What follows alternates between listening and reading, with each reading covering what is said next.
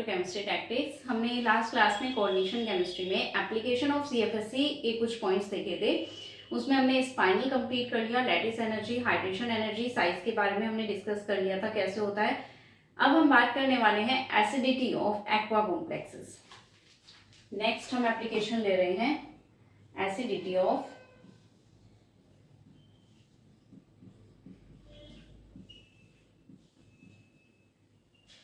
Aqua complexes.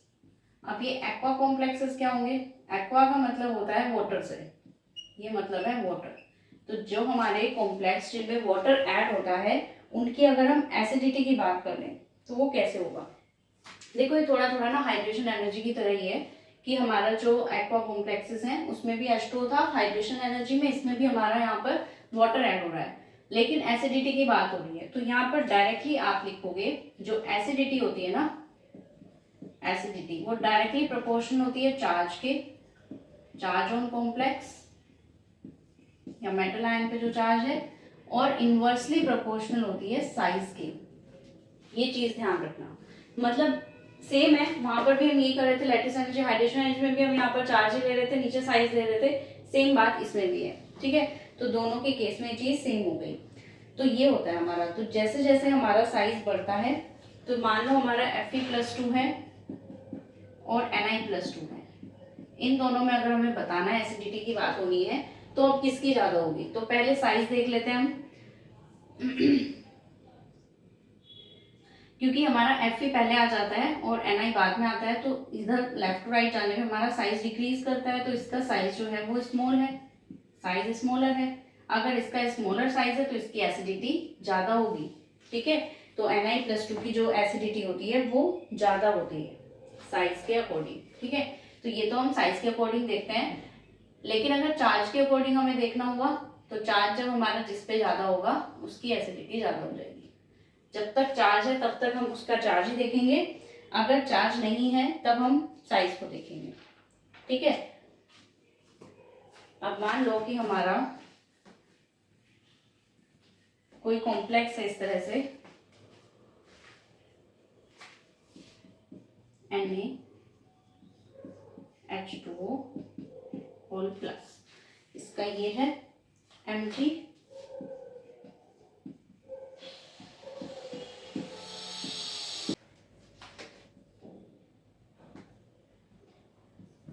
एक है AlH2O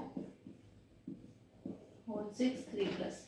तो अगर ये है तो हम क्या देख रहे हैं यहाँ पे, ये Na+ है, ये Mg+2 है और ये Al+3 है। तो अगर हम यहाँ सिंपल एसिडिटी का ऑर्डर देखें तो पहले क्या देखना पड़ेगा? चार्ज। देखो चार्ज सबसे ज्यादा इसमें है, तो यानी इसी की एसिडिटी सबसे ज्यादा हो जाएगी।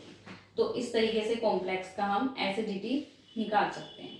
ठीक है, लेकिन अब हम मान लें कि हमारे पास, ये तो हमारी एल्कली मेटल्स हैं सारी, हम मान लेते हैं हमारे पास एक ऐसा कॉम्प्लेक्स दिया है, ट्रांजिशन मेटल है जिसमें ये दिया हुआ है, और मान लो यहाँ से हमारा ये Al है ये। तो अब इन दोनों में अगर आपको बताना है कि CFSC की वैल्यू किसकी ज्यादा होती है तो अब कैसे बताओगे?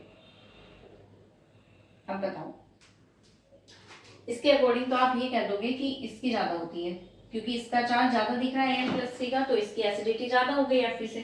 ठीक है, ये बात कहोगे, लेकिन ये चीज गलत होती है, ऐसा होता नहीं है, क्योंकि यहाँ पर बात हो रही है हमारे d ऑर्बिटल्स की। इस वाले केस में हमारे d ऑर्बिटल्स की बात हो रही है, यहाँ पर d ऑर्बिटल्स नहीं है, ये हमारे d ट्रांजिशन मेटल नहीं है ना, ये हमारी ट्रांजिशन मेटल नहीं है, ट्रांजिशन मेटल नहीं है ये। तो इसलिए यहाँ पर हमारे d ऑर्बिटल की बात नहीं हो रही है, लेकिन यहाँ पर d ऑर्बिटल्स की बात हो रही है। तो d ऑर्बिटल की बात होगी तो फिर कुछ ना कुछ स्प्लिटिंग भी होगी यहाँ पर, जब d ऑर्बिटल आ गए तो स्प्लिटिंग भी होगी, दैट मीन्स यहाँ पर CFSC भी होगी, यहाँ पर कोई CFSC ही नहीं है। ठीक है, तो इस केस में तो कोई CFSC ही नहीं होगी, यहाँ पर CFSC ऐड होगी, जब CFSC ऐड होगी तो इसकी वैल्यू बढ़ेगी, तो इसकी जो एसिडिटी होती है वो ज्यादा होती है, इसकी एसिडिटी ज्यादा होती है। एक रीजन तो ये हो गया। इसका जो सेकंड रीजन है वो ज्यादा इंपॉर्टेंट है, ये वाला रीजन जो है ये ज्यादा इंपॉर्टेंट है जो अब बताया जा रहा है। देखो इसका क्या रीजन है ऐसा होने का, तो यहाँ पर आप देखो अच्छा, इसका ना ये ऐसे हो जाता है, ठीक है। तो इसका रीजन क्या है ज्यादा होने का? जो हमारे डी ऑर्बिटल्स होते हैं ना, अगर हम शील्डिंग इफेक्ट की बात करें, शील्डिंग इफेक्ट, तो क्या होता है शील्डिंग इफेक्ट? जो हमारा न्यूक्लियर फोर्स ऑफ अट्रैक्शन से बचाता है हमारा वैलेंस इलेक्ट्रॉन को, तो वही हमारा शील्डिंग इफेक्ट होता है। तो जो हमारे सबसे ज्यादा शील्डिंग इफेक्ट किसका होता है? एस वाले का, फिर पी, फिर डी, फिर एफ, ठीक है। इस तरीके से शील्डिंग इफेक्ट होता है हमारा। तो डी का जो शील्डिंग इफेक्ट होता है ना, वो हमारा ज्यादा बहुत कम होता है एस वाले और पी वाले से, ठीक है। एस ऑर्बिटल्स का शील्डिंग इफेक्ट सबसे ज्यादा होता है, ठीक है। वो न्यूक्लियर फोर्स ऑफ अट्रैक्शन से बचाते हैं हमारे वैलेंस इलेक्ट्रॉन को। लेकिन डी का जो शील्डिंग इफेक्ट होता है वो कम होता है। शील्डिंग इफेक्ट कम है, दैट मीन्स यहाँ पर न्यूक्लियर चार्ज ज्यादा होगा, न्यूक्लियर फोर्स ऑफ अट्रैक्शन ज्यादा, तो जेड इफेक्टिव ज्यादा होगा, न्यूक्लियर चार्ज ज्यादा होगा। यहाँ पर न्यूक्लियर चार्ज अगर ज्यादा होगा, चार्ज ज्यादा तो एसिडिटी भी ज्यादा। तो डायरेक्टली हम इसको शील्डिंग इफेक्ट से भी देख सकते हैं कि जो हमारा डी ऑर्बिटल होता है ना, उसका शील्डिंग इफेक्ट कम होता है, दैट मीन्स वहां पर न्यूक्लियर चार्ज ज्यादा हो जाता है, ठीक है। शील्डिंग इफेक्ट कम, तो इसका न्यूक्लियर चार्ज जो है पॉजिटिव चार्ज ज्यादा, और इसी वजह से उसकी एसिडिटी भी जो हो जाती है ज्यादा हो जाती है, एसिडिटी इंक्रीजेस, ठीक है। ये होता है रीजन। अब इसी तरीके से कोई एफ ऑर्बिटल वाला आ जाए अगर, जिसमें एफ ऑर्बिटल हो, तो फिर एफ का सबसे ज्यादा एसिडिटी हो जाएगी, ठीक है। अब एक क्वेश्चन करते हैं यहाँ पर, उससे बहुत क्लियर हो जाएगा क्या कहा जा रहा है इस वाले क्वेश्चन में।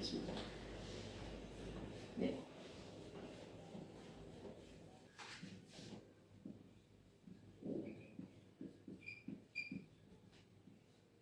एक तो ये है हमारा कॉम्प्लेक्स, एक दिया है एनआई,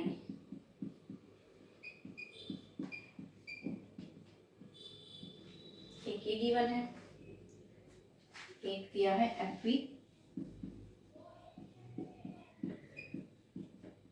3+, और लास्ट दिया हुआ है Hg।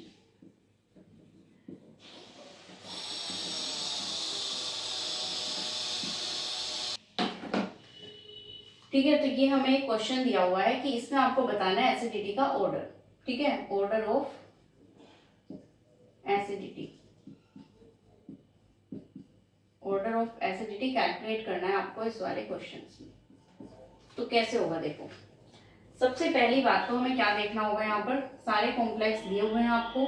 अब ये तीनों जो है हमारे, ये तो डी ऑर्बिटल वाले हैं,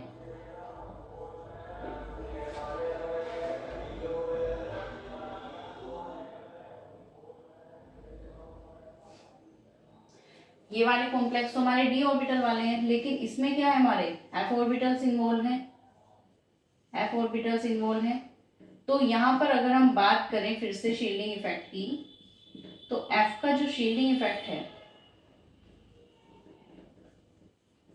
शील्डिंग इफेक्ट वो सबसे कम है, एफ वाले का शील्डिंग इफेक्ट सबसे कम है, ठीक है। अगर इसका शील्डिंग इफेक्ट कम है तो इस पे न्यूक्लियर चार्ज सबसे ज्यादा होगा, शील्डिंग इफेक्ट सबसे कम है तो इस पे न्यूक्लियर चार्ज जो है सबसे ज्यादा हो रहा है, और इसका मतलब यहाँ पर जो एसिडिटी है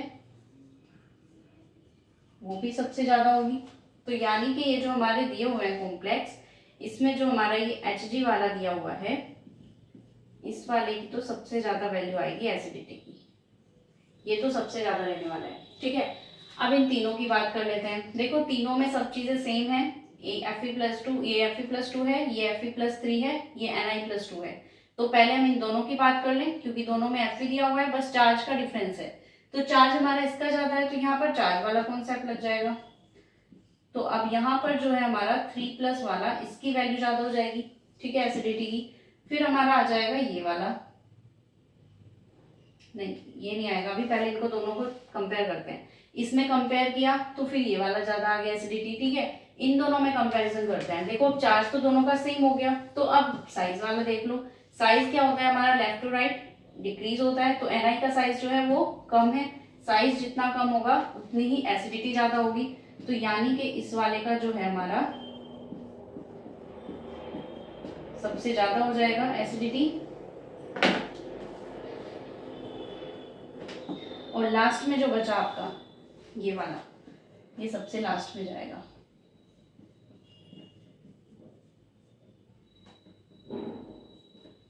ठीक है, ये ऑर्डर आएगा। अब समझ में आया कैसे निकालना होता है एसिडिटी को। इससे क्वेश्चन आते हैं, इसलिए इसको डिटेल में कराया, ये आते हैं क्वेश्चन, ठीक है। एसिडिटी निकालो एक्वा कॉम्प्लेक्स की। तो एसिडिटी फाइंड आउट करने के लिए आपको सबसे पहले क्या ध्यान देना होगा, सबसे पहले देखो चार्ज की बात हो रही है, तो इन सब में हमने डी और एफ ऑर्बिटल को अलग अलग कर दिया। हमने शील्डिंग इफेक्ट का कॉन्सेप्ट लगाया यहाँ पर, ये एफ का शील्डिंग इफेक्ट सबसे कम होता है, दैट मीन्स चार्ज सबसे ज्यादा होगा, एसिडिटी सबसे ज्यादा होगी, तो इसकी एसिडिटी तो सबसे ज्यादा कर दी। फिर इन तीनों में कंपैरिजन किया हमने, तो इनमें हमने देखा इसका सबसे ज्यादा चार्ज है, तो चार्ज सबसे ज्यादा है तो सबसे पहले इसी को रखेंगे। अब चार्ज तो सेम हो गया, चार्ज सेम हो गया तो साइज आ गया, साइज की बात करो, साइज इसका कम है तो इसकी ज्यादा हो जाएगी एसिडिटी, ठीक है। ये होता है हमारा इसका कॉन्सेप्ट। तो यहाँ से हमें आपको यहाँ से ये वाला फॉर्मूला याद होना चाहिए कि किस किस तरीके से प्रोपोर्शनल होते हैं ये, इनवर्सली या डायरेक्टली, और दूसरी चीज आपको शील्डिंग इफेक्ट वाली बात पता होनी चाहिए, ठीक है। तो इस तरीके से आप इसकी एसिडिटी फाइंड आउट कर सकते हो, ओके। तो अभी एसिडिटी ऑफ एक्वा कॉम्प्लेक्सेस के ना क्वेश्चंस हम आगे करेंगे, प्रीवियस ईयर के आगे जब क्वेश्चन करेंगे तब आपको बेटर समझ आएगा। तो ये वाला पार्ट हमारा कंप्लीट हुआ, एसिडिटी वाला, इंपॉर्टेंट है बहुत।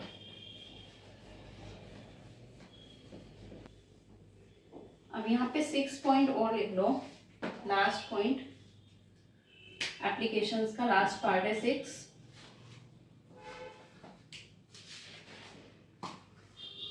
Stability of complexes. Stability of complexes, जो हमारे कॉम्प्लेक्स हैं उनकी स्टेबिलिटी किस पे डिपेंड कर रही है, तो वो भी सीएफएससी से ही हम फाइंड आउट करते हैं स्टेबिलिटी को। कैसे? Higher the value of CFSC, higher the value of CFSC, the more stable will be complex, the more stable will be the complex. Higher the value of CFSC, the more stable will be the complex, ठीक है। Ni, तो जो stable होगा वो stable में ही रहना पसंद करेगा, वो हमारे लेस स्टेबल में तो पहुंचेगा नहीं। तो इसको हम देखते हैं यहाँ से, मान लो हमारे पास एक ये दिया हुआ है NiH2 2+, एक ये हमें दिया हुआ है। अगर हम यहाँ से CFSC की वैल्यू कैलकुलेट करें तो क्या आएगा, देखो Ni+2 है, H2 का केस है तो वीक फिल लिया है, कैसे फिल होगा, ऐसे D8 होता है, 8 फिल करने हैं, 3 4 5 6 7 8, 6 इंटू माइनस 0.4 प्लस 2 इंटू 0.6, 2.4, यह आ जाएगा -1.2, इतना आ गया। अब एक हमें दिया हुआ है NiCl4 2-, ठीक है। एक हमें ये दिया हुआ है, ये ऑक्टाहेड्रल कॉम्प्लेक्स था हमारा और ये टेट्राहेड्रल है। अब टेट्राहेड्रल है तो इसमें हमारा ये भी चेंज हो जाएगा। इस बार टेट्राहेड्रल की स्प्लिटिंग इस तरीके से हुई थी ना, क्यों हुई थी, कैसे हुई थी, अब यहाँ पर बताने का टाइम नहीं है, आप अपनी डिस्क्रिप्शन में वीडियो का लिंक दिया गया है, वहां से जाकर चेक कर लो, ठीक है। उसमें पूरा कंप्लीट जब देखोगे तो बेटर समझ आएगा। तो टेट्राहेड्रल कॉम्प्लेक्स के केस में जस्ट अपोजिट होता है। अब इसमें फिर से D8 फिल करने हैं, तो 1 2 3 4 5 6 7 8, तो -0.6 इंटू 4 प्लस 0.4 इंटू 4, 1.6 2.4, तो इसके केस में आ जाएगी वैल्यू 0.8, ठीक है। तो एक वैल्यू तो आ गई हमारी ये, और ये डेल्टा टी में है, ये भी ध्यान रखना, ये डेल्टा नोट में है। जब आप इसको निकालोगे किस में, डेल्टा टी जो होता है हमारा वो किसके इक्वल होता है, 4/9 डेल्टा नोट के। तो इसको भी हम इसी की टर्म्स में लिख लेते हैं, 4/9 माइनस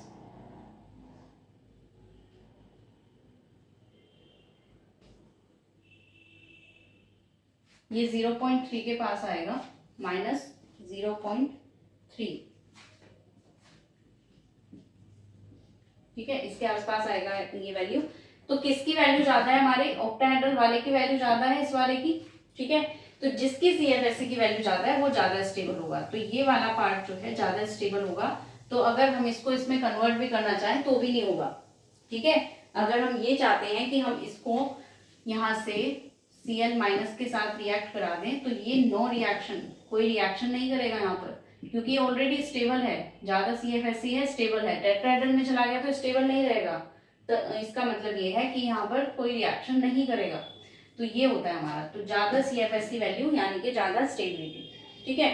तो यहाँ से ये वाला पार्ट इसका कंप्लीट होता है। इसी तरीके से आप CFSE निकाल कर देखो और फिर आप बता सकते हो कि कौन सा स्टेबल है मोर, कौन सा लेस स्टेबल, ठीक है। तो ये वाला आपका एप्लीकेशन ऑफ CFSE वाला पार्ट बिल्कुल कंप्लीट हो चुका है। अब एक बार और आप इसको रिवाइज कर लेना अच्छे से, आगे फिर नेक्स्ट इसके कुछ क्वेश्चंस हम लेने वाले हैं। अब नेक्स्ट वीडियो में हम इसके कुछ प्रीवियस ईयर के क्वेश्चन ही लेंगे, जिसमें हमारे CFSE की एप्लीकेशन से रिलेटेड कुछ क्वेश्चन आएंगे, जो अब तक हमने पार्ट कर लिया है उससे रिलेटेड क्वेश्चन आएंगे। ओके, सो ये आज के लिए इतना ही। Thanks for watching and keep learning.